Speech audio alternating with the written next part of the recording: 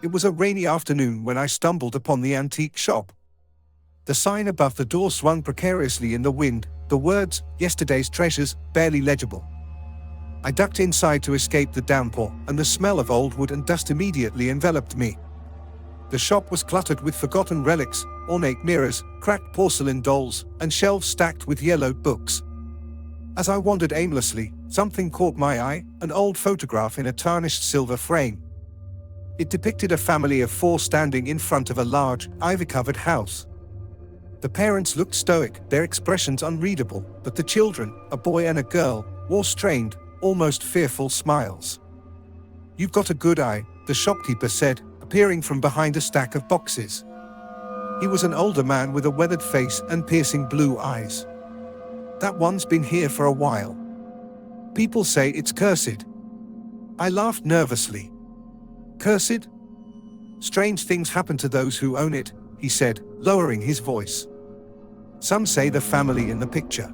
Well, let's just say they're still looking for peace." It was an eerie story, but I brushed it off. The photograph had a strange allure I couldn't explain, and before I knew it, I had purchased it for $15.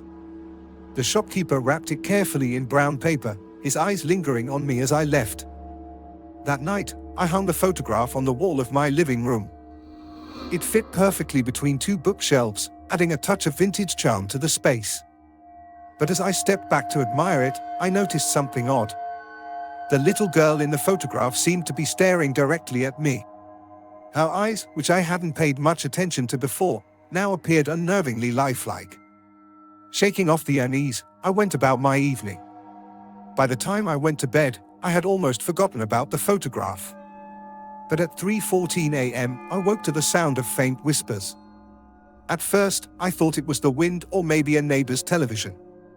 But as I strained to listen, I realized the sound was coming from the living room. Heart pounding, I crept down the hallway. The whispers grew louder with each step, though I couldn't make out the words. When I reached the living room, the air felt heavy, and the temperature had dropped drastically. The photograph was glowing faintly, a soft, sickly green light emanating from the frame. The whispers stopped abruptly as I entered the room, replaced by an oppressive silence.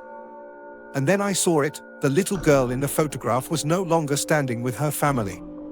She was gone. I rubbed my eyes, sure I was imagining things, but when I looked again, the girl was still missing. The boy, too, now looked terrified, his hands pressed against the glass as if he were trying to escape. Panicking, I grabbed the photograph off the wall and shoved it face down on the coffee table.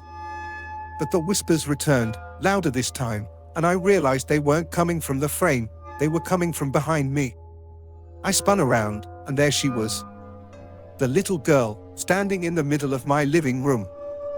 Her pale face was expressionless, and her hollow eyes seemed to pierce right through me. "Why did you take us?" she whispered, her voice like dry leaves scraping against pavement. I stumbled backward, my legs hitting the coffee table. I didn't know.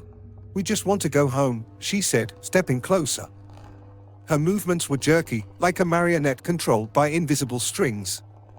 Desperate, I grabbed the photograph and ran to the kitchen. My hand shook as I shoved it into the sink and turned on the faucet, drenching the paper and frame. The whispers turned into screams, high-pitched and ear-splitting, and the lights in the house flickered violently. As the water soaked the photograph, the image began to dissolve. The screaming stopped abruptly, and the house fell silent. I stared at the ruined photograph, my chest heaving. The family's faces were now smudges of ink and paper, unrecognizable.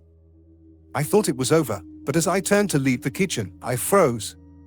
Standing in the doorway was the shopkeeper, his piercing blue eyes glowing faintly in the dim light. "You shouldn't have done that," he said, his voice echoing unnaturally. They weren't the only ones in there. The last thing I saw was his shadow stretching unnaturally long, engulfing the room in darkness.